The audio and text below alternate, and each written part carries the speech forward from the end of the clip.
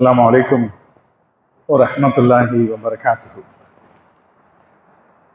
نحمده ونصلي على رسوله الكريم. أما بعد فقد قال الله تعالى في القرآن العظيم والفرقان المجيد: شهر رمضان الذي أنزل فيه القرآن صدق الله العلي العظيم. سبحان ربك رب العزة عما يصفون وسلام على المرسلين والحمد لله رب العالمين. اللهم صل على سيدنا محمد وعلى آله وأصحابه وسلم. கண்ணியத்திற்கும் மரியாதைக்கும் உரிய அல்லாஹ்வின் நல்லடியார்களே, பெரியவர்களே, அருமை சகோதரர்களே, புனிதம் நிறைந்த இந்த வெள்ளிக்கிழமையின் ஜும்மா தொழுகையை நிறைவேற்றுவதற்காக இங்கே ஒன்று கூடி இருக்கிற நம் அனைவரின் மீதும் அல்லாஹு ஜல்ல ஜலாலுவின் பேரருள் என்றென்றும் நிறைவாக பொழியட்டுமாக. நம்முடைய ரகசிய வாழ்விலும் பகிரங்க வாழ்க்கையிலும் அல்லாஹுவை அஞ்சிக் கொள்வோமாக என்கிற அறவுரையை ஆரம்பமாக எனக்கும் அடுத்ததாக உங்களுக்கும் நினைவூட்டியவனாக இந்த ஜும்மா உரையை நான் ஆரம்பம் செய்கிறேன். அருமையான சகோதரர்களே, புனிதமிக்க ரமலான் மாதம் இன்னும் சில நாட்களில் வர இருக்கிறது. இன்ஷா அல்லாஹ் வரக்கூடிய புதன்கிழமை, 18ஆம் தேதி புதன்கிழமை நாம் ரமலானுடைய பிறை தெரிகிறதா என்று பார்ப்போம். அன்று இரவு பிறை தெரிந்து விட்டால் அன்றிலிருந்து ரமலான் ஆரம்பமாகும். இல்லையெனில் அடுத்த நாளிலிருந்து ரமலான் தொடங்கும். அல்லாஹு தாலா எஞ்சி இருக்கிற ஷாபானுடைய இந்த நாட்களை நமக்கு பாக்கியமானதாக ஆக்கியல் புரிவானாக. இனி வரக்கூடிய ரமலானை முழுமையாக பெற்றுக்கொண்டு அதில் அல்லாஹ்வுக்கு பொருத்தமான நல்லமல்களை நிறைவாக செய்வதற்கு எல்லா வகையான ஆரோக்கியத்தையும் வளத்தையும் அல்லாஹ் நம் அனைவருக்கும் தந்தல் புரிவானாக. அருமையான சகோதரர்களே, ரமலான் மாதம் என்பது நம்முடைய மரியாதையை உயர்த்தி கொள்வதற்கான ஒரு மாதம். யாரிடத்தில் என்றால் அல்லாஹ்விடத்தில் நம்முடைய மரியாதையை உயர்த்தி கொள்வதற்கான ஒரு மாதம். பொதுவாக மனிதர்களாக இருக்கிற நமக்கு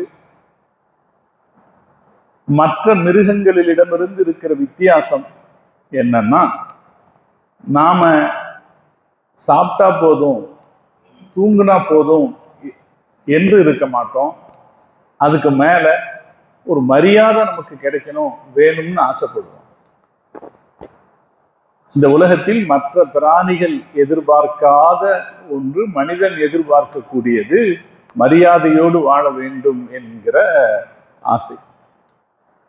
அதிகாரத்தோடு வாழ வேண்டும் என்கிற ஆசை மிருகங்களிலும் கூட இருக்கும். ஆனால் மரியாதையோடு வாழ வேண்டும் என்கிற சிந்தனை அவைகளுக்கு இருக்க வாய்ப்பில்லை. அது மனுஷனுக்கு மட்டும்தான் இருக்கும். அந்த மரியாதையை இந்த உலகத்துல நாம சேர்த்துக்கிறதுக்கு என்னென்ன வழிகள் இருக்குதோ அந்த வழிகள்ல எல்லாம் நாம முயற்சி செய்வோம். நிறைய படிச்சாதான் மரியாதைன்னா நல்லா படிப்போம்.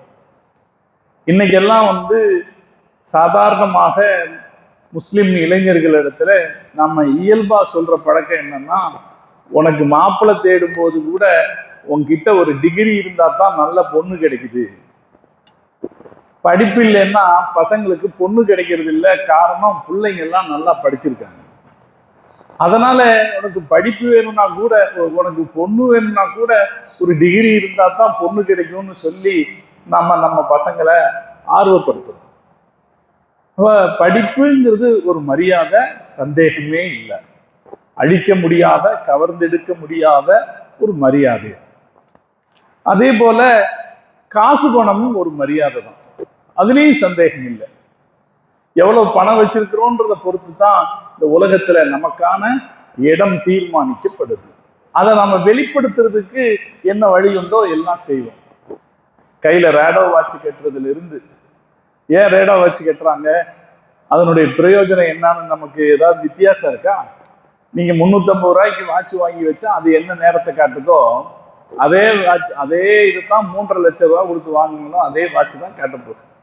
அதுக்கப்புறம் நேரங்காட்டுதல் அப்படின்னு சொன்னா ரெண்டும் ஒண்ணுதான்.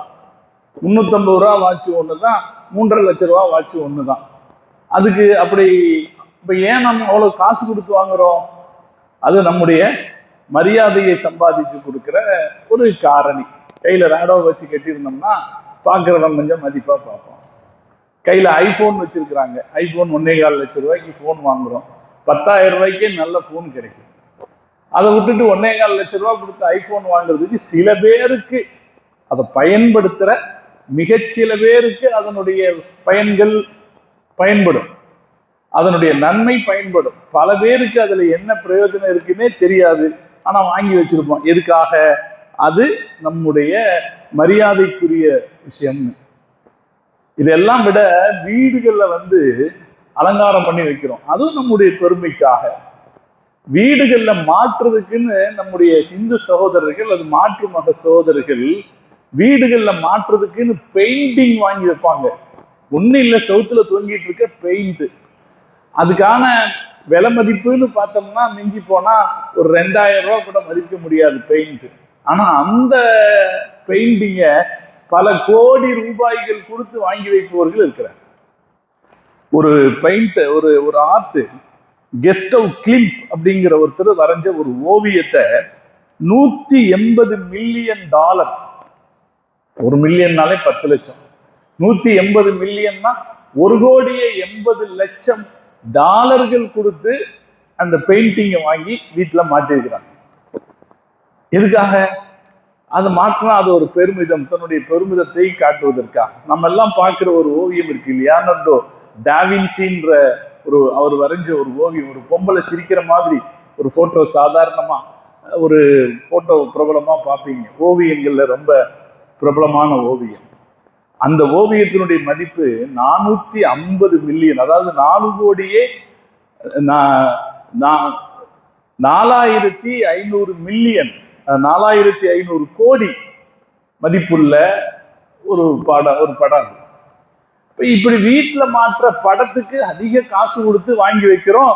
ஏன் வாங்கி வைக்கிறோம்னா அப்படி அது வச்சிருந்தா அது மரியாதை. அது மாதிரி இன்ன ரக கார்கள், உயர்ந்த ரக கார்கள், ஆடி கார் வச்சிருந்தா அல்லது ரோல்ஸ் ராய்ஸ் கார் வச்சிருந்தா மரியாதை என்று நினைக்கிற இயல்பு இருக்குது. இதையெல்லாம் வச்சா இந்த உலகத்துல மரியாதை கிடைக்கும். அதனால மக்களிடத்திலிருந்து மரியாதையை பெறுவதற்கு நாம் நிறைய முயற்சி செய்கிறோம். அதுக்காக தேவை இருக்கோ இல்லையோ நிறைய காசுகளை செலவு பண்றோம், அக்கறை எடுத்துக்கிறோம். அதுக்காக மிக கவனமாக எச்சரிக்கையாக நடக்கும். சகோதரர்களே, நாம இது நடக்கிறத நம்ம மார்க்கம் தப்புன்னு சொல்லல. இந்த உலகத்துல நீங்க மரியாதையா வாழுங்கன்னு தான் மார்க்கம் சொல்லுது. அனாவசியம் இல்லாமல், ஆடம்பரம் இல்லாமல் மரியாதையா வாழுங்க, மரியாதையை தேடுங்க என்றுதான் மார்க்கம் சொல்லுது. அல்லா இடத்துல கேட்கணும், யா அல்லாஹ் வஜஅல்லி லிசான சிதுகின், யா அல்லாஹ் எனக்கு நல்ல மரியாதையை கொடுன்னு கேட்கணும். உலகத்துல வாழும் போது மரியாதை இல்லாம வாழ்ந்துடக்கூடாது. மரியாதையோட தான் அடுத்தவங்க மதிக்கிற மாதிரி தான் வாழணும். அல்லா இடத்துல கேட்கணும், யா அல்லாஹ் எனக்கு நீ மரியாதையான வாழ்க்கையை கொடு அப்படின்னு கேட்கணும், இஸ்ஸத்தை கொடு என்று நாம் அல்லா இடத்துல கேட்கணும். அதே நேரத்தில் மனிதர்களிடத்திலிருந்து மரியாதையை பெறுவதற்கு நாம் எவ்வளவு முயற்சி எடுக்கிறோமோ அதை விட ஒரு படி மேலாக அல்லாஹுவிடம் நாம் மரியாதைக்குரியவர்களாக இருக்க வேண்டும் என்று ஆசைப்பட வேண்டும். அல்லாஹ் நம்மளை அவனுடைய அடியானாக, அவனுடைய அடிமையாக கொஞ்சமாவது மதிக்கிற வகையில் நாம் நடந்து கொள்ள வேண்டும். அப்படி நடந்து கொள்வதற்கு என்ன தேவை என்பதை நாம் பார்க்க வேண்டும். நாம 3.5 லட்சம் ரூபாய்க்கு கையில வாட்ச் போட்டிருந்தா அது அல்லாஹ்ட்ட மரியாதையை வாங்கி கொடுத்துருமா? அல்லது ரோல்ஸ் ராய்ஸ் கார்லயோ அல்லது ஹெலிகாப்டர்லயோ பயணம் செய்துட்டா மரியாதை கிடைச்சிருமா? அல்லது பெரிய பங்களால வசிச்சுட்டா மரியாதை கிடைச்சிருமா? அல்லாஹ் இடத்துல சாமானியர்கள் மரியாதையை பெற்று விடுவார்கள். இந்த ஆடம்பரங்கள் எல்லாம் தேவையில்லை, சாமானியர்கள் மரியாதையை பெற்று விடுவார். முகமது ரசூலுல்லாஹி ஸல்லல்லாஹு அலைஹி வஸல்லம் அவர்கள் சொன்ன ஒரு செய்தியை அபூ ஹுரைரா ரலியல்லாஹு தஆலா அன்ஹு அவர்கள் அறிவிக்கிறார்கள். ருப்ப அஸ்அஸ அக்பர மதுஃபூஇன் பில் பாபி, பலர்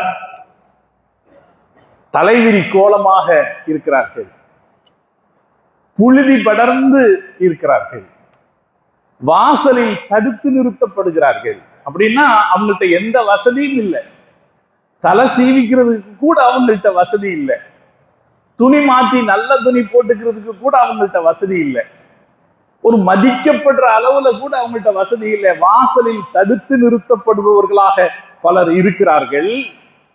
வெளி உலகத்திற்கு பார்க்கிற போது அவர்கள் எந்த மதிப்பும் அவர்களுக்கு கிடையாது. ஆனால் லவ் அக்ஸம அலல்லாஹி, அவர் மட்டும் ஒரு விஷயத்தை சத்தியமாக என்று சொன்னால் அபர்ரஹு, அல்லாஹ் அந்த சத்தியத்தை நிறைவேற்றி விடுவார். அவருக்கு அல்லாஹ் இடத்துல அந்த செல்வாக்கு, அந்த மரியாதை இருக்கு.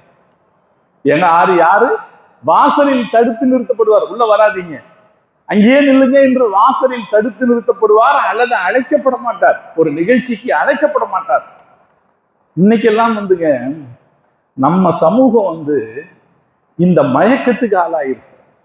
இந்த பப்ளிசிட்டி, பாப்புலாரிட்டி, செல்வாக்கு அப்படிங்கிறத நம்ம சமூகம் ரொம்ப காலமாக உண்மையின் அடிப்படையில், பண்பாட்டின் அடிப்படையில், கௌரவமான வாழ்க்கையின் அடிப்படையில் தான் ஒருத்தருக்கான மரியாதையை கொடுத்துக்கிட்டு இருந்துச்சு. நம்ம சமூகத்துல சாராய கடை வச்சுட்டு ஒரு ஆள் பணக்காரனானான்னு சொல்லி ஊருக்குள்ள தலை நிமிர்ந்து வர முடியாது. தப்பு வியாபாரம் பண்றவன் ஒரு பள்ளிவாசல்ல அந்தஸ்தா அவனை பாராட்டப்பட மாட்டாங்க இல்லையா? இது நம்ம சமூகத்துல இருந்துச்சு. காலப்போக்கில் நாமும் எதற்கு ஆளாயிட்டோம்னா, அரசியல்வாதிகளுடைய நடவடிக்கை எப்படி இருக்குன்னு நமக்கு தெரியும். அரசியல்வாதின்னு அவனோட நடவடிக்கை அப்படித்தான் இருக்கு. காசு வச்சிருக்கிறவன், எப்படியாவது காசு வச்சிருக்கிறவன், அவர்களுக்கு தரப்படுகிற மரியாதையில் மயங்கி போய் நிற்கிறது நம்முடைய சமூகம். பள்ளிவாசல் திறப்பு விழாவுக்கு நான் சமீப காலங்கள்ல பாக்குறேன், அமைச்சர்களை, அரசியல்வாதிகளை கூப்பிடுறாங்க பள்ளிவாசல் திறப்பு விழாவுக்கு. இப்ப நாம பள்ளிவாசல என்ன மரியாதையில கட்டி இருக்கிறோம்ங்கிற கேள்வி வருது. நம்ம யாருக்காக வீடு கட்டி இருக்கிறோம், பள்ளிவாசல கட்டி இருக்கிறோம், அப்ப அது என்ன மதிப்புல கட்டி இருக்கிறோம்னு கேள்வி வருதா இல்லை? நீங்க கூப்பிடுற இந்த அமைச்சர் இன்னைக்கு காலையில வரும்போது அவன் எந்த நிலைமையில வருவான்னு என்ன உத்தரவாதம் உங்களுக்கு? அது மாதிரி பணக்காரர்கள், சகோதரர்களே, நாம பணத்தை நம்பி வாழ்கிறவர்கள் என்று நினைத்தால் அது தவறு. நம்புறதுன்றது நம்பத்தான் வேணும். அதுக்கு அதிக முக்கியத்துவம் கொடுக்கிறது, அதுக்கு அளவு கடந்த முக்கியம், அதுக்கு தான் முக்கியத்துவம் கொடுக்கிறது. இப்படி கொடுக்கப்படுற இடத்துல என்ன ஆகுதுன்னா, சில நல்லவர்கள், பெருமக்கள் ஒதுக்கப்படுகிறாங்க. நான் துபாயில ஒரு தடவை ஒரு இடத்துல பார்த்தேன், ஒரு பெரிய ஹசரத்து, பல ஆயிரக்கணக்கான மாணவர்களை உருவாக்கின ஒரு பெரிய ஹசரத்து ஒரு பள்ளிவாசலுக்குள்ள ஒரு நிகழ்ச்சிக்கு போறாரு. உள்ள ஒரு அரசியல்வாதி உள்ள போறார். உள்ள போனா வரவேற்கப்படுறது யாராக இருக்கணும்? இந்த சமூகத்துக்கு புரியணுமா இல்லைங்களா? வரவேற்கிறத யார வரவேற்க போனோம்? நீங்க ஒண்ணு அவருக்கு கொடுக்குற அளவுக்கு இவருக்கும் ஒரு மரியாதையை கொடுத்து வர்றாரு. இவர் சாதாரணமா உள்ள போறாரு, அவரை கெண்டுக்கிறதுக்கு ஆள் இல்லை. ஆனா அந்த அரசியல்வாதி உள்ள வந்தா அவரோட நிக்கிறதுக்கும் போட்டோ எடுத்துக்கிறதுக்கும் அவ்வளவு முக்கியத்துவம் கொடுக்கப்படுது. நீங்க ஒரு அரசியல் மேடையில இந்த முக்கியத்துவத்தை கொடுங்க, தப்பு கிடையாது.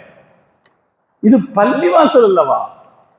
பள்ளிவாசல்ல நீங்க யாருக்கு முக்கியத்துவம் கொடுக்கணும் அப்படிங்கிற ஒரு அடிப்படை விவரம் நமக்கு வேணுமா இல்லைங்களா? இது கூட தெரியாதவர்களாக நாம் இன்னைக்கு மாறிக்கிட்டு இருக்கோம். நம்ம ரசூலுல்லாஹி ஸல்லல்லாஹு அலைஹி வஸல்லம் அவர்கள் சொல்லுகிறார்கள், இந்த உலகத்தில் இருக்கிற காட்சிகளை, இந்த உலகத்தில் இருக்கிற நிகழ்வுகளை பார்த்து நீ ஏமாந்துராத. அல்லாஹ் இடத்துல மதிப்பு வாங்குறதுக்கான முயற்சியில இறங்கு. அல்லாஹ் யார மதிப்பான் தெரியுமா?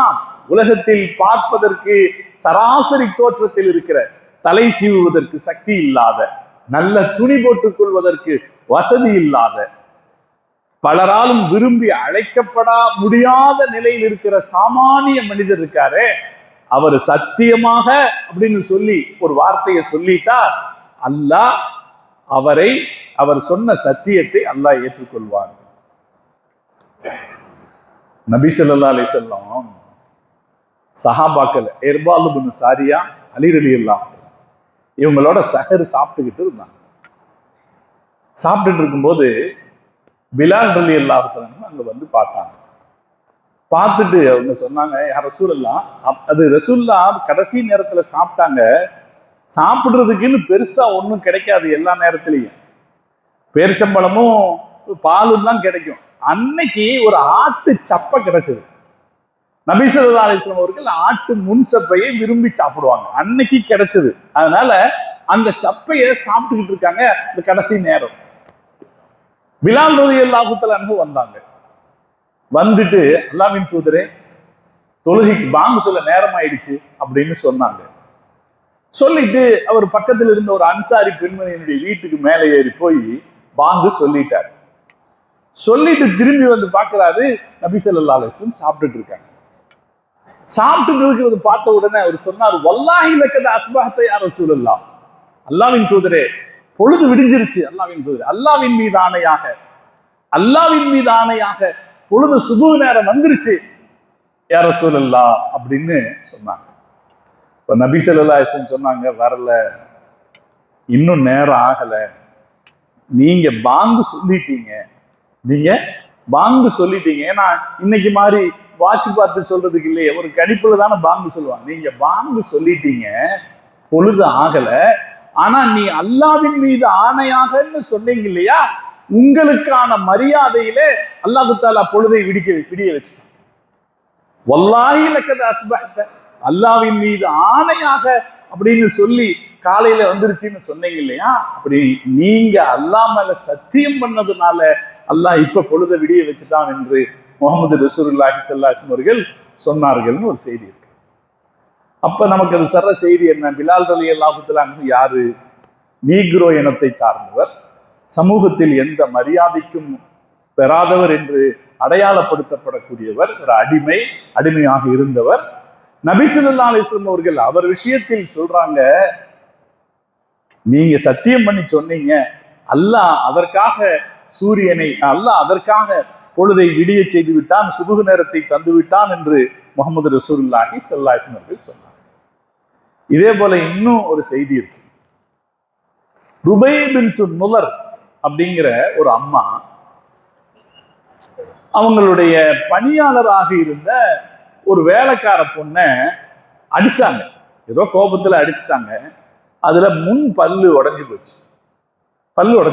வேலைக்காரி பல்லு உடைஞ்சு போச்சு. மார்க்க சட்டப்படி யாரா இருந்தாலும் பழிக்கு பழிதான். இப்ப நபி ஸல்லல்லாஹு அலைஹி வஸல்லம் அவங்க சொன்னாங்க, இந்த அம்மாவுடைய பல்லு உடைக்கப்படும், நீங்க உங்க வேலைக்காரியினுடைய பல்ல உடைச்சதுக்கு பதிலா உங்க பல்லு உடைக்கப்படும்.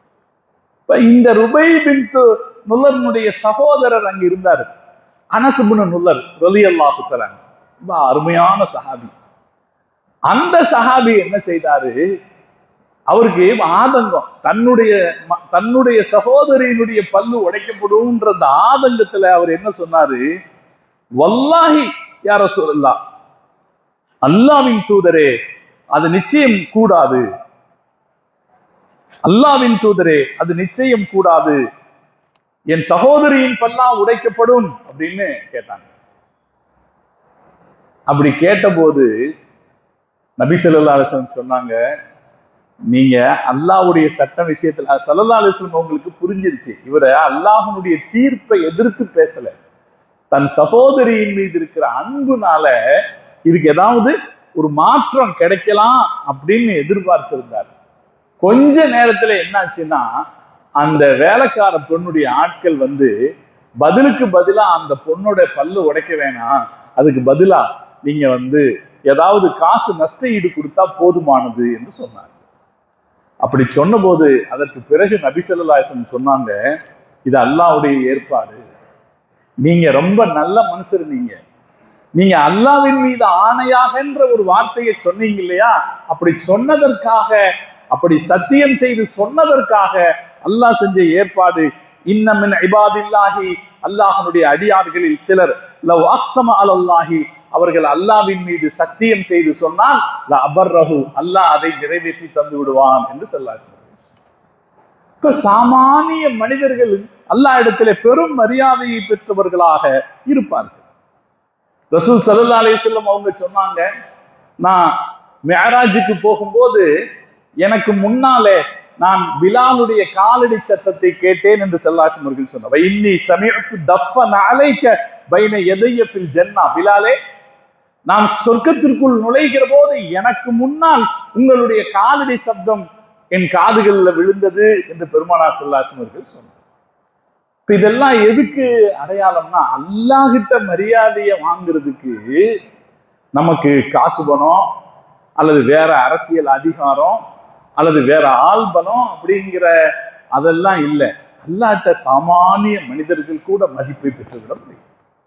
நாம என்ன செய்யணும்னா, மனுஷங்கள்கிட்ட வாங்குற மரியாதை முக்கியம்தான், ஆனா அல்லாஹ்ட்டையும் மரியாதை வாங்கிடணும்னு நினைக்கிறோம். மனுஷங்கள்கிட்ட மரியாதையை வாங்கி அல்லாஹ்கிட்ட மரியாதையை வாங்காம போனா அது எவ்வளவு ஒரு ஏமாற்றமான ஒரு வாழ்க்கை. மனுஷங்கள்கிட்ட மரியாதையை வாங்கிட்டு அல்லாஹ் மதிக்காம போயிட்டான்னு வைங்களேன், அது எவ்வளவு பெரிய ஏமாற்றமான வாழ்க்கை. மனுஷங்களுடைய மரியாதை இந்த காலத்துல கொஞ்ச நாள் கிடைக்கும், அது நிலைக்கும்னு சொல்ல முடியாது. அதே போல அது உண்மையாக இருக்கும்னு சொல்ல முடியாது. மனுஷன் மூஞ்சிக்கு நேரா நம்மளை சந்தோஷமா புகழ்ந்து பேசுவான், முதுகுக்கு பின்னாடி அதே ஆளு அதே நாக்கு நம்மளை பத்தி திட்டி பேசும். அதனால மனுஷங்கள்கிட்ட கிடைக்கிற மரியாதைக்கு முக்கியத்துவம் கொடுக்கறத விட அல்லாஹ் இடத்துல நாம மரியாதைக்குரியவங்களா இருக்கணும்னு நாம நினைக்கணும். அல்லாஹ் தௌஃபீக் செய்வாங்க. அப்படி அல்லாஹ்கிட்ட மரியாதை வாங்குறது அப்படின்னா அது எப்படி வாங்குறது? அதுக்கு அடுத்த கேள்வி, அல்லாஹ்கிட்ட எப்படி நாம மரியாதைக்குரியவர்களாக ஆக முடியும்? ரொம்ப சிம்பிள் வழி. பரிசுத்தமான எண்ணத்தோட நல்ல அமல்கள் செய்தா அல்லாஹ்விடத்தில் மரியாதையை பெற்றுவிடலாம். சுத்தமான நினைப்புல எந்த வகையான பெருமைக்கும் இடமில்லாம, தற்பெருமையை முகஸ்துதியை நோக்காம யதார்த்தமாக நல்லெண்ணத்தோட நாம அமல் செய்தோம்னா, நல்ல அமல்கள் செய்தா அல்லாஹ்வுடைய மரியாதையை வாங்கிடலாம். இப்ப நான் ஒரு உதாரணம் சொன்னேன். பிலால் ரலியல்லாஹு தஆலா அன்ஹு ரசூலுல்லாஹ் சொன்னாங்க, உங்க செருப்பு சத்தத்தை எனக்கு முன்னாடி நான் கேட்டேன்னு சொன்னாங்க. நான் மேராஜுக்கு போகும்போது எனக்கு முன்னால சொர்க்கத்தில் உங்க செருப்பு சத்தத்தை கேட்டேன். நான் நபி ஸல்லல்லாஹு அலைஹி வஸல்லம் அவர்கள் பிலால் ரலியல்லாஹு தஆலா கேட்டாங்க, அது எப்படி? நான் இப்படி ஒரு சத்தத்தை கேட்டனே, அது எப்படி என்று கேட்டார்கள். அவர் தொழுகைக்கு வந்துகிட்டு இருந்தார், ஃபஜ்ர் தொழுகைக்கு வந்துகிட்டு இருந்தார். யா பிலால் ஹத்திஸ்னி பி அர்ஜா அமலின் அமல்தஹு ஃபில் இஸ்லாம். பிலாலே, இஸ்லாத்துல அப்படி நீங்க என்ன சிறப்பான அமல் செய்துட்டீங்க? ஃபஇன்னி சமிஅத்து தஃபன அலைக பைன யதைய ஃபில் ஜன்னah. சொர்க்கத்துல எனக்கு முன்னால உங்களுடைய காலடி சத்தத்தை நான் கேட்டனே, அப்படி என்ன அமலை நீங்கள் செய்து விட்டீர்கள்னு கேட்டான். அப்ப அவர் சொன்னாரு, மா அமில்து அமலன் அர்ஜா இந்தி. ரொம்ப பெரிய எந்த அமலையும் நான் செய்ததாக இல்லை, ஆனா ஒண்ணு நான் செய்வேன் அல்லாஹ்வின் தூதரே, எப்ப ஒலு செய்தாலும் அது இரவாக இருந்தாலும் சரி பகலாக இருந்தாலும் சரி, ஒலு செய்துட்டா இல்லா சல்லைத்து பிதாலிக்க துஹூர் மா கதபலி அன் உஸல்லி. நான் 2 ரக்காத்து அல்லாஹ்வுக்காக தொழுகிறேன். ஒரு பழக்கத்தை வச்சிருங்க, ஒலு செஞ்சுட்டமா 2 ரக்காத்து தொழுதுறேன், 4 ரக்காத்து தொழுது, எவ்வளவு முடியுதோ ஒலு செய்த உடனே தொழுதுருவேன், அவ்வளவுதான் நான் செஞ்சதுன்னு சொன்னார்.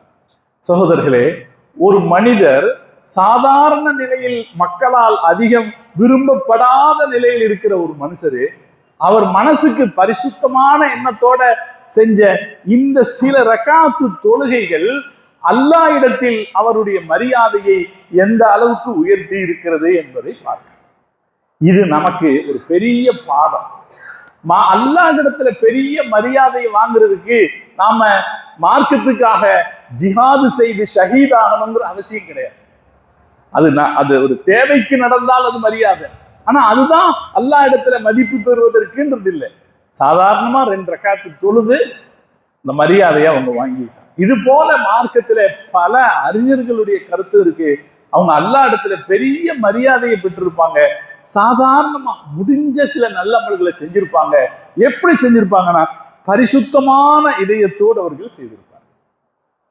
அப்படி அமல் இல்லைன்னு வைங்களேன், நல்ல செயல்கள் இல்லைன்னு வைங்களேன், நாம எவ்வளவுதான் பெரிய ஆட்களாக இருந்தாலும் அல்லாஹு தஆலா கொசுவை தள்ளுறது போல நம்மை அல்லாஹு தஆலா மதிப்பில்லாதவர்களாக்கிறோம்.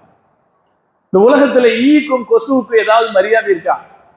எங்கேயாவது ஒரு இடத்துல ஒரு பெரிய புகையை போட்டு லட்சக்கணக்கான கொசுக்களை கொன்றார்கள் என்றால் அது பத்திரிகையில செய்தியா வருமா? லட்சக்கணக்கில் கொசுக்கள் அழிக்கப்பட்டாலும் அது செய்தியாக வராது. ஈக்கள் ஒழிக்கப்பட்டாலும் அது செய்தியா வராது. காரணம் என்ன? அவை மரியாதை இல்லாதவைகள். அதே போலத்தான் நாம் லட்சக்கணக்கில் அல்ல கோடி கணக்கில் காசு பணம் வைத்திருந்தார், எத்தனை பெரிய பெரிய வீடுகளில் வசித்திருந்தாலும், எவ்வளவு உல்லாசமான வாழ்க்கைக்கு சொந்தக்காரர்களாக இருந்தாலும், நம்மிடத்தில் அமல் இல்லை என்றால் கொசுவையும் ஈயையும் போல நாம் அல்லாஹுவால் ஒதுக்கப்படுவோம். அல்லாஹ் பாதுகாப்பானாக. அப்படி இருக்கக்கூடாது. அல்லாஹ் கிட்ட நம்ம ஒரு கொசு மாதிரி இருக்கக்கூடாது, ஒரு ஈ மாதிரி இருக்கக்கூடாது. அல்லாஹ் கிட்ட நமக்கு ஒரு சின்ன மரியாதையாவது கிடைக்கணும்னு ஆசைப்படும். அந்த ஆசையில நம்ம அமல் செய்யணும். அந்த ஆசையில் நம்மால் முடிந்த அளவு அமல் செய்ய வேண்டும். நம்முடைய முன்னோர்கள் ஹலீஃபாக்கள் அப்படித்தான் வாழ்ந்தார், பேரரசர்களாக இருந்தார். நான் அடிக்கடி உங்களுக்கு சொல்றது, நாம ஹலீஃபாக்கள்னு சொல்றமே, உமர் ரலியல்லாஹு தஆலா அன்ஹு, உஸ்மான் ரலியல்லாஹு தஆலா அன்ஹு எல்லாம் சாதாரண அரசர்கள் இல்லைங்க. இன்னைக்கெல்லாம் நம்ம ஒரு பிரைம் மினிஸ்டர் பண்ற பாடு எவ்வளவு படாத ஆடம்பரம் காட்டுறாங்க. காளான் சாப்பிட்டா அந்த காளான லட்சக்கணக்கில் காசு கொடுத்து வாங்கி சாப்பிட்றாங்க.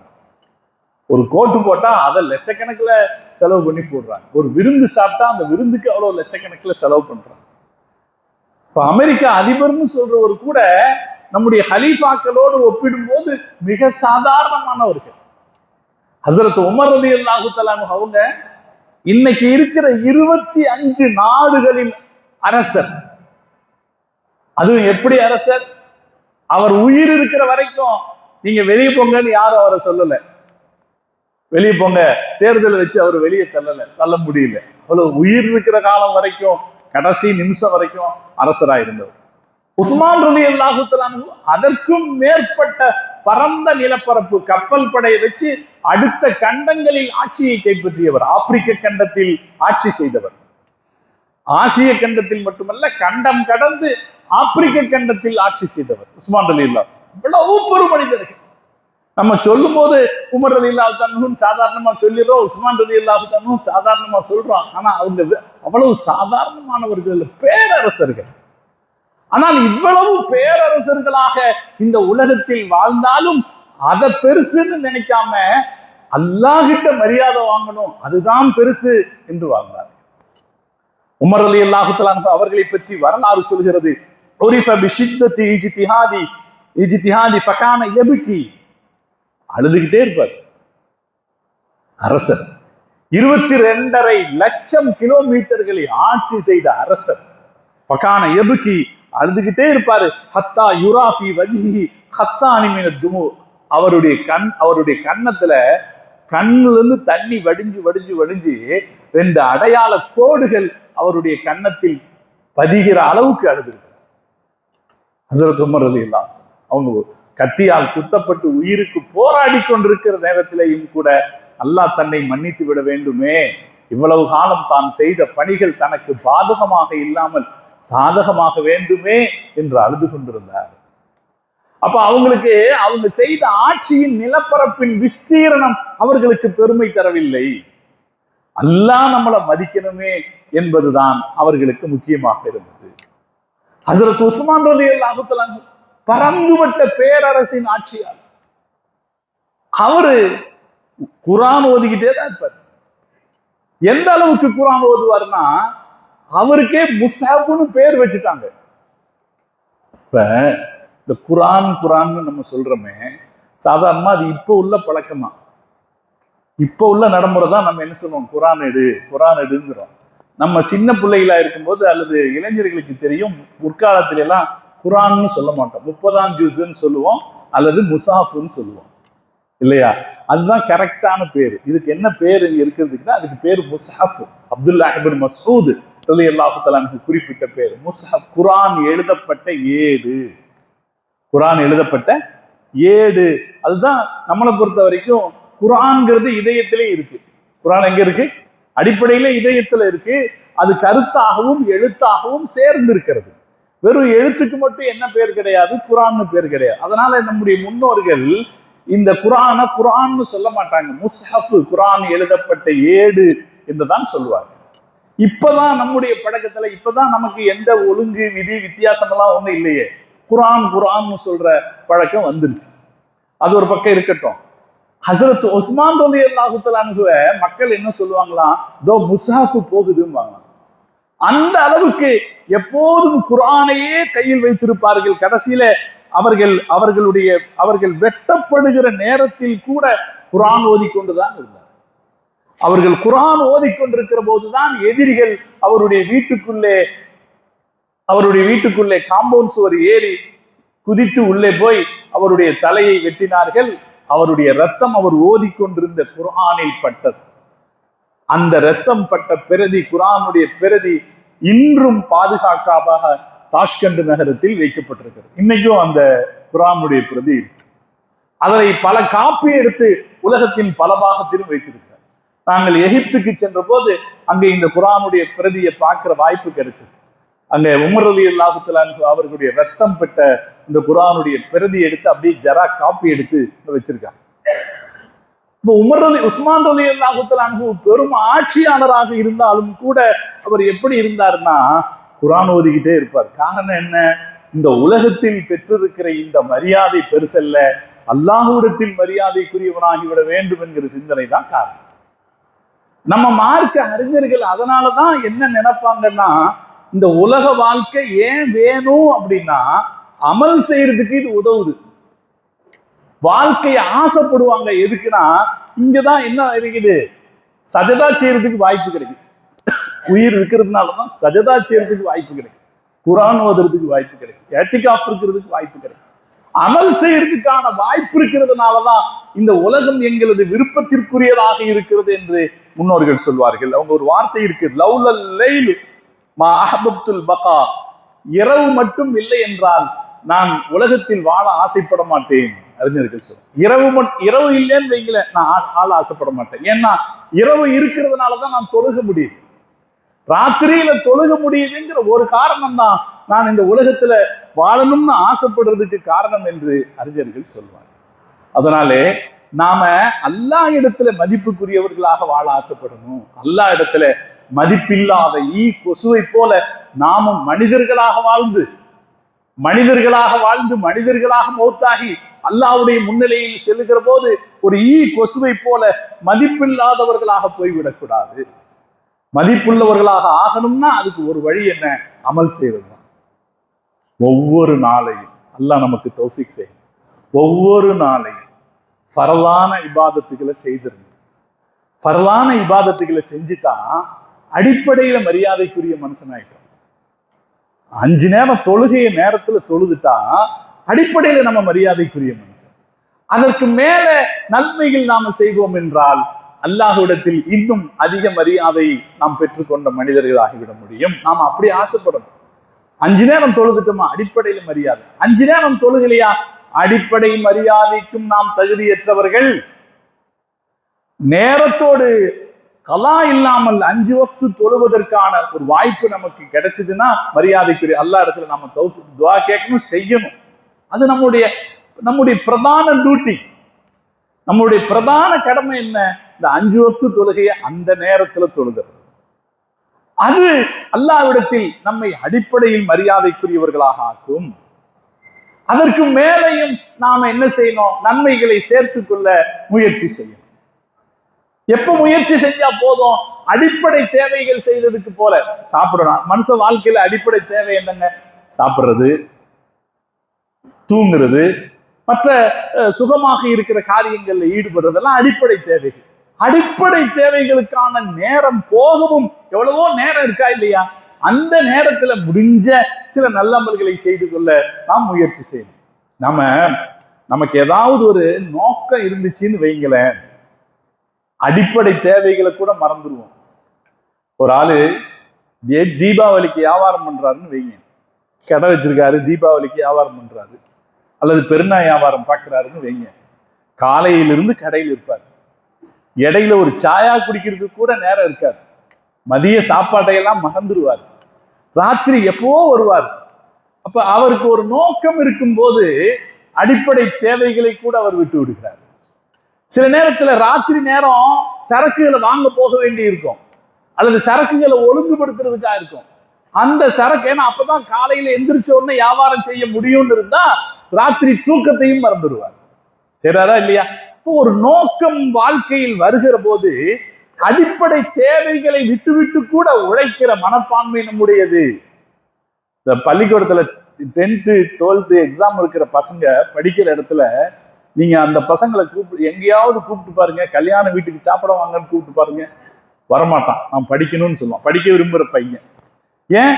கல்யாண சாப்பாட்டை விட நாம் பரீட்சையில நல்லா எழுதி பாஸ் ஆகுறது முக்கியம்னு இருக்கும்.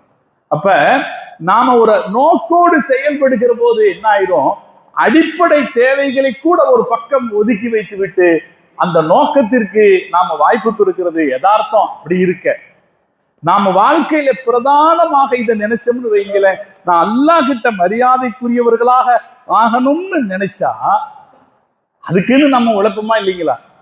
ஓரளவுக்கு அடிப்படைகளை விட்டு கொடுக்க வேண்டாம். சாப்பாடை சாப்பிடாம இபாதத் செய்ய வேண்டிய தேவையில்லை, தூங்காம இபாதத் செய்ய வேண்டிய தேவையில்லை. ஆனால் அதே நேரத்தில் இபாதத்து நம்மை மதிப்பிற்குரியதா ஒவ்வொரு நல்லதை செய்வதற்கான வாய்ப்பு, தினசரி நல்லதை செய்வதற்கான ஒரு வாய்ப்பு. ஒரு 2 ரக்காத் அதிகமா தொழுதேன், ஒரு யாசீன் அதிகமா ஓதுனேன், ஒரு 100 சலவாத்து அதிகமா சொன்னேன், ஒரு 10 பேருக்கு சாப்பாடு கொடுத்தேன், ஒரு ஏழை பெண்ணுக்கு உதவியாக இருந்தேன். ஏதாவது ஒரு நன்மையை ஒரு நாள்ல நம்ம சேர்த்துக்கிட்டோம்னா அந்த நாள் நம் வாழ்க்கையில் மரியாதைக்குரிய நாளாக இருக்கும். அதை எப்படி செய்யணும்? அல்லாஹ்வுக்காக பரிசுத்தமான எண்ணத்தோட செய்யணும். இதுதான் நான் மரியாதையை வாங்குற வழி என்கிற எண்ணத்தோட செய்யணும். ரமலான் மாசம் எல்லாம் வருது, அல்லாஹ் நாம மரியாதையை வாங்குறதுக்கு அல்லாஹ் செஞ்ச ஏற்பாடு. ரமலான் என்பது நாம் மரியாதைக்குரியவர்களாக ஆவதற்கு, மரியாதையை பெற்றுக் கொள்வதற்கான அமல்களை செய்வதற்கு அல்லாஹ் செய்திருக்கிற ஏற்பாடு. இதை நாம் புரிந்து கொள்ள வேண்டும். ரமலான் வருகிறது நம்ம கஷ்டப்படுத்துறதுக்கு அல்ல, ரமலான் வருவது நம் காசு பணத்தை பிடுங்குவதற்கு அல்ல, ரமலான் வருவது நம்மை கட்டி போடுவதற்கு அல்ல, ரமலான் வருவது நம்மை மதிப்பிற்குரியவர்களாக ஆக்குவதற்கு. யார்கிட்ட? அல்லாஹ் கிட்ட மதிப்புக்குரியவர்களாக ஆக்குது. அதனாலே ரமலானை எதிர்பார்க்கிற இந்த நேரத்துல ஒரு நீயத்து வச்சுப்போம், இன்ஷா அல்லாஹ் இந்த ரமலானை அல்லாஹ் கிட்ட மதிப்பு வாங்குற ஒரு ரமலானாக ஆக்குவேன். அல்லாஹ் தௌஃபீக் செய்வானா? ஒரு நீயத்து வச்சுக்கலாம் இல்லைங்களா? அல்லாஹ் கிட்ட மதிப்பு வாங்குறதுக்கான ஒரு ரமலானாக, வெறும் சஹர் சாப்பிடுவதற்கான ஏற்பாடாக மட்டும் இல்லாமல். நம்மகிட்ட பூரா இன்னைக்கு என்ன ஆயிடுச்சுங்க, இந்த வெட்டி பந்தா தானங்க ஓடிக்கிட்டு இருக்கு. இந்த சஹர் சாப்பாடுங்கிற பேர்ல அனாவசிய ஆடம்பரங்களும் ஆர்ப்பாட்டங்களும் ஆரம்பமா இருக்கிறத நம்ம பார்க்கிறோம். சமீப சில காலங்களா எல்லார் வீட்லயும் சஹர் சாப்பாட்டுக்கு வாய்ப்பு இருக்கு.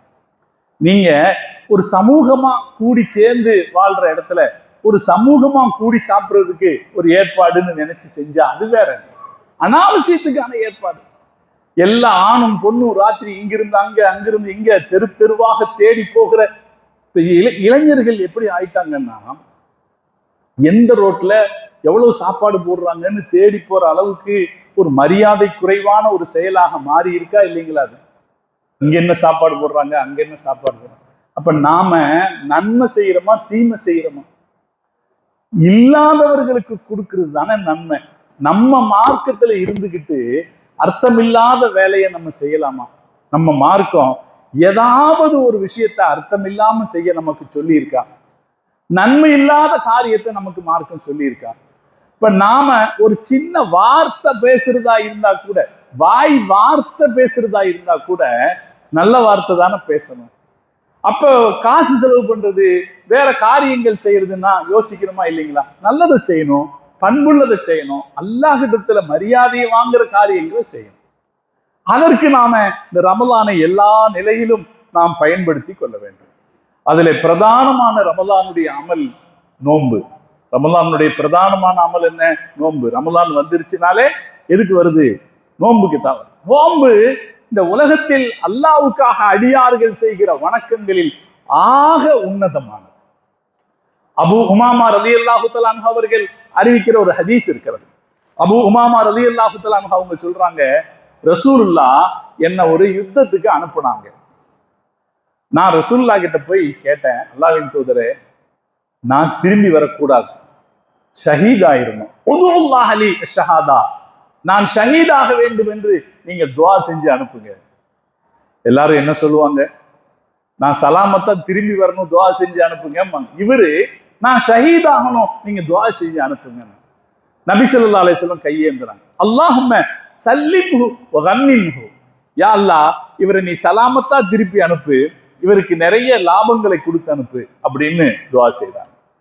அவரு வேற ஒன்னும் சொல்லல, திரும்பி போயிட்டாரு. அடுத்த ஒரு யுத்தத்துக்கு பெருமானார் அனுப்புனாங்க. அப்பவும் வந்தாரு, யா ரசூலுல்லாஹ் நீங்க எனக்கு ஷஹாதத்துக்கு துவா செய்யுங்க. ரசூலுல்லாஹ் அப்பவும் சொன்னாங்க, அல்லாஹும்ம சல்லிம்ஹு வ கன்னிம்ஹு. மூணாவதாக அவர் வந்து கேட்டாரு. அப்பவும் ரசூலுல்லாஹ் சொன்னாங்க, அல்லாஹும்ம சல்லிம்ஹு வ கன்னிம்ஹு, யா அல்லாஹ் அவரை சலாமத்தா திருப்பி அனுப்பு, அவருக்கான லாபத்தை கொடுத்து அனுப்புன்னு துவா செய்யலாம். 3 தடவையும் பெருமானார் அவர் கேட்டபடி துவா செய்யாத போது அவர் யோசிச்சாரு, எதுக்கு ஷஹீத் ஆகணும்னு நினைக்கிறோம்? எதுக்கு ஷஹீத் ஆகணும்னு நினைக்கிறோம்? ஷஹீதானா சொர்க்கம் கிடைச்சிரும் இல்லையா? சொர்க்கம் கிடைச்சிரும்னு தான் ஷஹீத் ஆகணும்னு நினைக்கிறோம். அதனால அவர் கேள்வியை மாத்திக்கிட்டு ரசூலுல்லாஹ்ட்ட கேட்டாரு, அல்லாஹ்வின் தூதரே எனக்கு ஒரு அமலை சொல்லிக் கொடுங்கள், எனக்கு ஒரு அமலை நீங்கள் சொல்லிக் கொடுங்கள். முர்னி பி அமலின் ஆகுதுஹு அன்க யன்ஃபஉனி, எனக்கு நீங்க உங்ககிட்ட இருந்து நான் கத்துக்கிட்டேன்னு சொல்லி ஒரு அமல் எனக்கு வேணும். நீங்க சொல்லி நான் செய்யறேன்னு சொல்லி ஒரு அமல் எனக்கு வேணும். அது என்னை சொர்க்கத்துக்குள்ள கொண்டு மாற மாதிரி ஒரு அமலாக இருக்கணும் அப்படின்னு எனக்கு ஒரு அமல் சொல்லுங்க அப்படின்னு கேட்டார். அப்ப நபி ஸல்லல்லாஹு அலைஹி வஸல்லம் அவங்க சொன்னாங்க, அலைக பிஸ்ஸௌம், நோன்பு வை, நீ நோன்பு வை, ஃபஇன்னஹு லா மிஸ்லலா, அதற்கு நிகராக எதுவும் கிடையாது என்று சொன்னார். அல்லாஹ் தஆலா ரமலான் முழுக்க நோன்பு வைக்கிற தௌஃபீக்கையும் அதற்கான ஆரோக்கியத்தையும் அல்லாஹ் நமக்கு தந்துருவானாக. எல்லா நாளும் நோன்பு வைப்போம். நம்ம ரசூலுல்லாஹ்வுக்கு சொன்னது, நோன்பு ஷஹாதத்தை விட மதிப்பிற்குரியது. அல்லாஹ்வின் பாதையில் உயிரை அர்ப்பணிக்கிற போராட்டத்தை விட நோன்பு மதிப்பிற்குரியது. நோன்பு அல்லாஹ்வுக்கும் நமக்கும் இடையில் இருக்கிற ரகசியம். ஒரு ஹதீஸ் உண்டு, நபி ஸல்லல்லாஹு அலைஹி வஸல்லம் அவங்க சொன்னாங்க, அல்லாஹ் சொல்கிறான், அஸ்ஸௌமுலி, நோன்பு எனக்குரியது, நான் தான் அதற்கு கூலி கொடுக்கிறேன். ஒவ்வொன்றுக்கும் ஒரு கூலி நிச்சயிக்கப்பட்டிருக்கு. நீங்க ஒரு சுபஹான் அல்லாஹ் சொன்னா அதுக்கு இவ்வளவு கூலி, நீங்க 4 ரக்காத்து லுஹர் தொழுதுட்டீங்கன்னா அதுக்கு இவ்வளவு கூலி, நீங்க ஒரு உம்ரா செஞ்சீங்க, ஒரு ஹஜ்ஜு செஞ்சீங்கன்னா அதுக்குன்னு இவ்வளவு கூலி நிர்ணயிக்கப்பட்டிருக்கு. ஆனா நோன்புக்கான கூலி நிர்ணயிக்கப்படல, அது அல்லாஹ் கொடுக்கிற. நோன்புக்கான கூலி அல்லாஹ் கொடுக்க. அஸ்ஸௌமுலி, நோன்பு எனக்குரியது, நான் அதற்கு கூலி கொடுக்கிறேன். ஏன் அல்லாஹ் அப்படி சொல்றான்னா, நோன்பு வச்சிருக்கிற மனுஷனை நோம்பாளிங்கிறது அவருக்கு தெரியும், அல்லாஹ்வுக்கு தெரியும். நோன்பு ஒரு ரகசிய வணக்கம், அது யாருக்கும் வெளியில கண்டுபிடிக்க முடியாது. நம்ம வீட்டுல மனைவிமார்கள் நோன்பு வச்சிருக்க மாட்டாங்க, நமக்கு தெரியாது, விசாரிச்சாதான் சில நேரத்துல தெரியும். இப்ப நோன்பு என்பது ஒரு மனிதனுக்கும் அல்லாஹ்வுக்கும் இடையில் இருக்கிற ரகசியம். அந்த ரகசியத்தை அவர் எப்படியெல்லாம் பாதுகாக்கிறார். யாரும் இல்லாத தனிமையில் இருக்கிற போது கூட தாகம் வாட்டி எடுத்தாலும் அவர் தண்ணீர் குடித்து விடுவதில்லை. யாரும் பார்க்கலையே. உண்ணாவிரதம் இருக்கிற அரசியல்வாதி அந்த மேடைக்கு பின்னாலேயே எல்லா சாப்பாட்டு பொட்டணங்களையும் தயாரா வச்சிருப்பான், பின்னால போய் சாப்பிட்டு வந்துருவான். ஆனால் முஸ்லிம்கள் நோன்பு கடைபிடிக்கிற போது அவர்கள் சிறுவர்களாக இருந்தாலும், இளைஞர்களாக இருந்தாலும், வயதானவர்களாக இருந்தாலும், நோன்பு வைக்காதேன்னு டாக்டர் சொன்னாலும் நோன்பு வைக்கிறாரு. நோன்பு வைக்காதேன்னு சொன்னா கூட நோன்பு வைக்கிறாரு. நோன்பு வைக்காதேன்னு சொல்லிட்டா அழுகிறாரு, என்னால நோன்பு வைக்க முடியலையேன்னு. அப்படி நோன்பு வைக்கிற ஒரு, நம்ம நாட்டுல 14 மணி நேரம் நோன்பு, சாதாரணமா 14-14.5 மணி நேரம் நோன்பு. ஹங்கேரி மாதிரியான சில நாடுகளில் 22.5 மணி நேரம் நோன்பு. 1.5 மணி நேரம் 2 மணி நேரம் தான் ராத்திரி இருக்கும், மற்ற நேரத்துல எல்லாம் பகல் தான். அப்படின்னா அந்த பகல் முழுக்க அவர் நோன்பு இருக்கிறார். அதுக்காக அவர் வருத்தப்படுறது இல்ல, நோன்பை அவர் ஆர்வமாக கடைபிடிக்கிறாரே தவிர அதில் அலட்சியம் காட்டுறதில்லை. அதுல என்ன வெளிப்படுது? இது அல்லாஹ்வுக்கும் அவருக்கும் இடையில இருக்கிற ரகசியமாக இருக்கு. அப்ப இந்த நோன்பு வைக்கும் போது நாம எப்படி நோன்பு வச்சுக்கணும்னா, நமக்கு ஒரு ரகசியத்தை கடைபிடிக்கிறோம்ன்ற மாதிரி நோன்பு வச்சுக்கணும். ஒரு உதாரணம் சொன்னா புரியும். கையில ஒரு 10 லட்ச ரூபா வச்சிருக்கோம். ஒரு உதாரணத்துக்கு 10 லட்ச ரூபா வச்சுட்டு பயணம் பண்றோம்.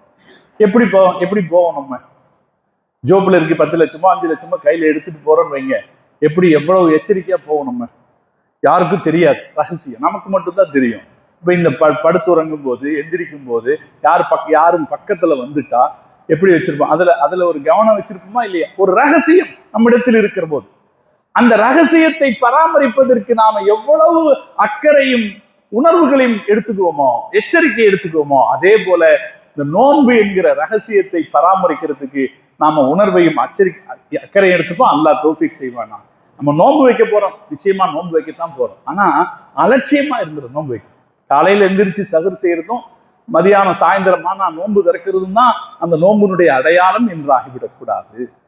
இது அல்லாஹுக்கு நமக்கு இடையில் இருக்கிற ரகசியம் என்கிற உணர்வோடு இருக்க வேண்டும். அப்படி உணர்வு இருக்குமானால் செல்போன்களில் நாம கண்ட ரீல்களையும் பார்த்து கொண்டிருக்கிறதுக்கு மனசு வராது. நோன்பு வச்சுட்டு வருமா?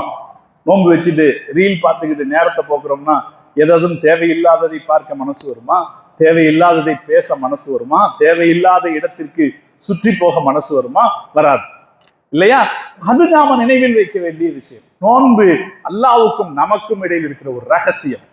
அந்த ரகசியத்தை பேணுகிற ஒரு மனிதனுடைய உணர்வுகள் எப்படி இருக்குமோ அதே போல நாம் நோன்பு வைத்துக் கொண்டார். ரசூலுல்லாஹ் நமக்கு சொன்னாங்க, நீங்கள் போய் பேசுவதை விடவில்லை எனில், தவறான நடவடிக்கைகளில் விடவில்லை எனில், நீங்கள் தாகித்திருக்க வேண்டும், பட்டினி கிடக்க வேண்டும் என்கிற தேவை அல்லாஹ்வுக்கு இல்லை என்று முஹம்மது ரசூலுல்லாஹி ஸல்லல்லாஹு அலைஹி வஸல்லம் நமக்கு சொல்லிக் கொடுத்தார். அதனாலே இன்ஷா அல்லாஹ் நம்ம நோன்பு வைப்போம். நோன்பு வைக்கும்போது அது அல்லாஹ்வுக்கு நமக்கும் இடையில் இருக்கிற ரகசியம் அப்படிங்கிற உணர்வோட நோன்பு வைப்போம்னு ஒரு நியத்து வச்சுக்கோம்.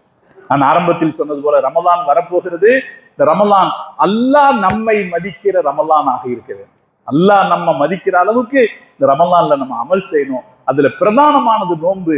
அந்த நோன்பை ஒரு ரகசியமா நம்ம செய்யணும்.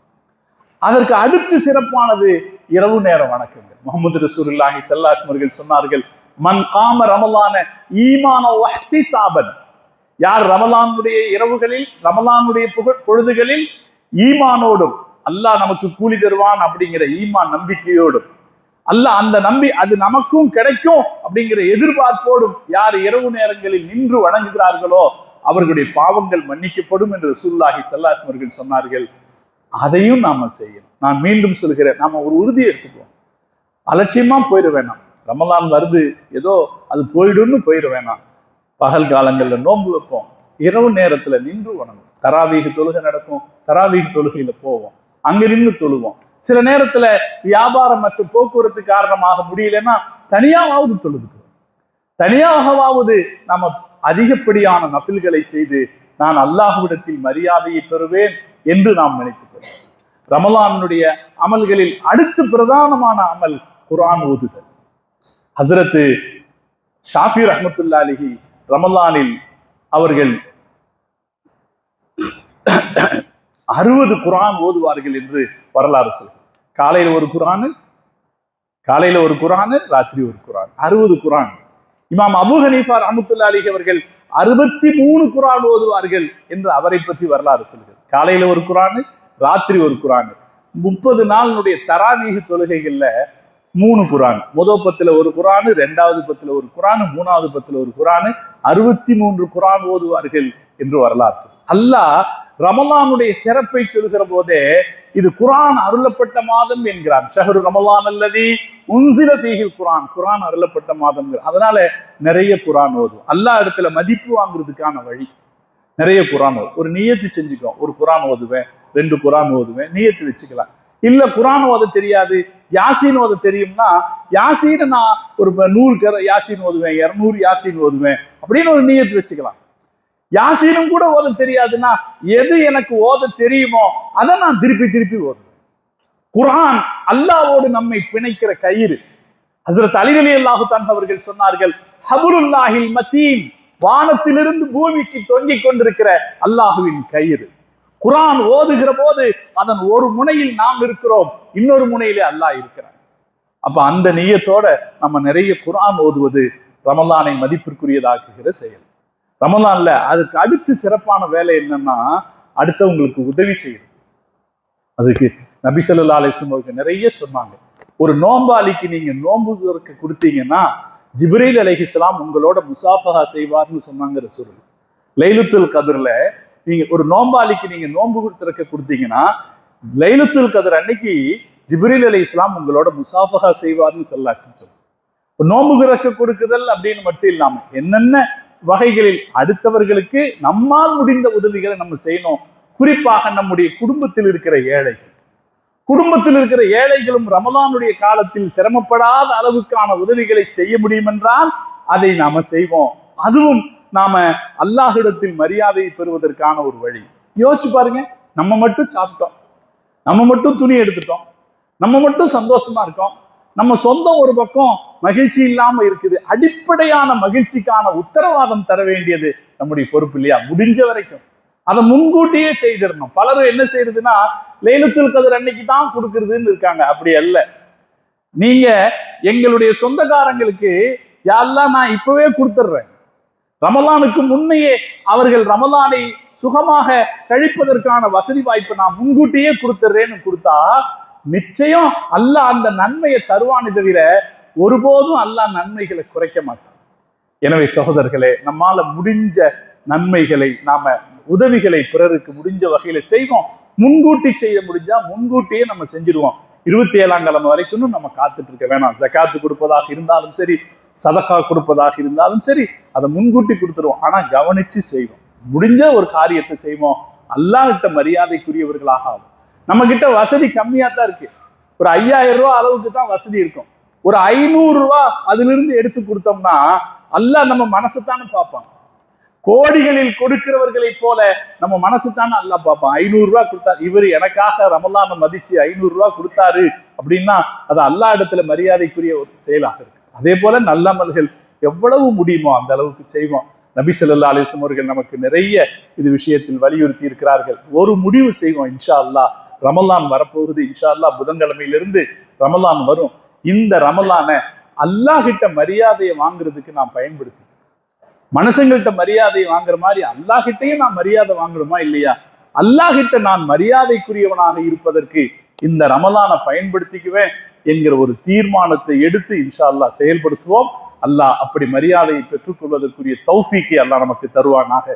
ரமலானை பரிபூர்ண ஆரோக்கியத்தோடும் வளங்களோடும் செல்வ செழிப்போடும் ரமலானை சிறப்பாக நாம கழித்து அதில் நல்லமல்கள் செய்து அல்லாஹ்விடத்தில் உயர்ந்து நிற்பதற்கு அல்லாஹ் இந்த ரமலானை நமக்கு காரணமாகி ஆக்கியல் புரிவானாக. அதே போல பிறருக்கு உதவி ஒத்தாசை செய்து வாழக்கூடிய செய்திகளையும் அல்லாஹ் நமக்கு தருவானாக. அதே நேரத்துல ரமலானுடைய மரியாதைக்கு குறைவு செய்கிற எந்த வகையான தீமையை விட்டும் அல்லாஹ் நம்மை பாதுகாத்தல் புரிவான். ஒரு பொய் பேசுறது அல்லது ஒரு ஏமாத்துறது அல்லது ஒரு அநாகரிகமான நடவடிக்கையில் ஈடுபடுறது, அப்படி எந்த நடவடிக்கையிலும் செய்து ரமலானுடைய மதிப்புக்கு குறைவு செய்கிற மாதிரி இல்லாமல் நடக்க அல்லாஹ் நமக்கு துணை செய்வானாக. இளைஞர்களை நான் பொதுவாக கேட்டுக்கொள்வேன், நம் கைகளில் வைத்திருக்கிற செல்போன் அல்லது நம்மை சுற்றி இருக்கிற சூழல் பல கட்டத்திலும் ரமலானுடைய மதிப்பை சீர்குலைக்கிற வகையில் நடக்க வைக்க. பசங்கள்லாம் ராத்திரி நேரத்துல ரோட்ல நின்றுக்கிட்டு கேரம் போர்டு விளையாடிட்டு இருக்காங்க. இந்த ராத்திரி நேரத்துல கூடி நிற்கும் போது எல்லா சைத்தானும் சேர்ந்து வரும். முதல்ல உங்களுக்கு என்ன தோணும்னா கேரம் போர்டு விளையாட தோணும். அப்படி கேரம் போர்டு விளையாடுற இடத்துல சில நேரத்துல பார்த்தா ஹாஃப் ட்ரவுசர் போட்டு விளையாடிட்டு இருக்கான். ஏன்னா அவனை கேட்கறதுக்கு யாரும் இல்லை. சில நேரத்துல என்ன பண்றான், செல்போனை போட்டு விட்டுட்டு ப்ளூடூத் ஸ்பீக்கரை போட்டு விட்டுட்டு அதை ஸ்பீக்கர் ஒரு பக்கம் பாட்டுக்கு பாடிக்கிட்டு இருக்கோம், சினிமா பாட்டு பாடிட்டு இருக்கோம், இவன் கேரம் போர்டு விளையாடிட்டு இருப்பான். இதெல்லாம் ரமலானுக்கு எந்த வகையில மரியாதை செய்யறதாகும்? இது இப்படித்தான் போகும். போக போக இந்த கூட்டம் தீய கூட்டமாக மாறி விடுவதற்கு வாய்ப்பு இருக்கு. அல்லாஹ் நம்மை பாதுகாப்பானாக. யாரையும் குறிவைத்து யாரையும் நினைத்து பேசுறதில்லை. சமூகத்தில் பரவி வருகிற சில தீமைகளை மனதில் கொண்டு வாழ வேண்டியவர்களாக இருக்கிறோம். நம்முடைய பிள்ளைகளை நம்ம கட்டுப்படுத்துகிற கடமை நமக்கு இருக்கு. புனிதம் மிக்க நீங்க ரமலான் ஒரு வார்த்தையை சொல்லுங்களேன். நம்ம பையன் வெளியே சுத்துறான், தகுதி இல்லாம தேவையில்லாம சுத்துறான், முறை இல்லாம நடக்கிறான்னா நான் ஒரு வார்த்தை, ரம்ஜான் மாசம் வீட்டுல அடங்கிரு, ரம்ஜான் மாசம் இப்படி செய்யாத அப்படின்னு சொல்லி பாருங்களேன். அல்லாஹ் அதுல மாற்றத்தை தருகிறானா இல்லையா பார்ப்போம். நம்ம அல்லாஹ் தௌஃபீக் செய்வானாக. எந்த வகையிலும் ரமலானுடைய மரியாதைக்கு குறை வந்து விடாத வகையில் நடந்து கொள்ள அல்லாஹ் நம் அனைவருக்கும் தௌஃபீக் செய்வான். சண்டை சச்சரவு, கோபம் வரும். நோன்பு வச்சிருந்தா கோபம் வரும். ரசூலுல்லாஹ் சொன்னாங்க, யாராவது உன்னை சண்டைக்கு இழுத்தா நான் நோம்பாளின்னு சொல்லிடு, சண்டை சச்சரவு, தேவையில்லாத வாக்குவாதம். நோன்பு பிறக்கும் போதே இந்த அமைப்புகள் இயக்கங்கள் தேவையில்லாத வாக்குவாதத்துல இழுத்துடுவான், நம்மளை தேவையில்லாத சண்டைக்குள்ள இழுத்துடுவான் சைத்தான். எந்த சண்டையும் இல்லாமல் எந்த வாக்குவாதமும் இல்லாமல் அல்லாஹ்விடத்தில் மரியாதையை பெறுவதற்கு உதவக்கூடிய காலமாக இந்த ரமலானை நாம் பயன்படுத்திக் கொள்வோம். அல்லாஹு ஜல்ல ஜலாலுஹு அத்தகைய தௌஃபீக்கை நம் அனைவருக்கும் தந்தல் புரிவானாக என்று துஆ செய்து நிறைகிறேன். இன்ஷா அல்லாஹ் வரக்கூடிய 18ஆம் தேதி புதன்கிழமை பொறப்பாக்குற நாள். இன்ஷா அல்லாஹ் பொற நம்முடைய காஜியார் அறிவிப்பார். நான்